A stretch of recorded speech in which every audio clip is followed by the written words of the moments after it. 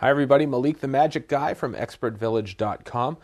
More on balloons now for a Stegosaurus, a cool dinosaur. And this is going to be similar to the horse. We're just going to change a few things. So if you watch the detailed chain and the other stuff on twisting, this will be easy for you. You want to make a small head.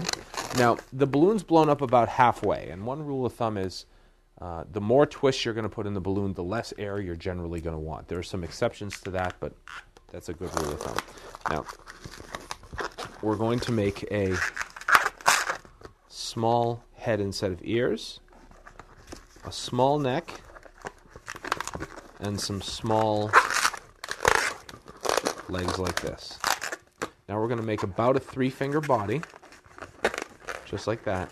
And we're going to make a chain of 6, just like we did with the mane on the horse. Now you want to give these several turns around, make sure you're twisting the balloon plenty, because you don't want that to come untwisted later on. So this is the chain of 6 like we did with the horse.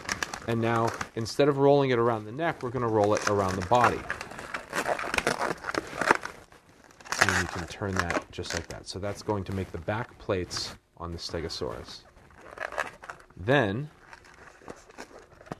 we just make our back legs like we've been doing all along. And there's your cool Stegosaurus balloon with the back plates and everything. Dinosaur.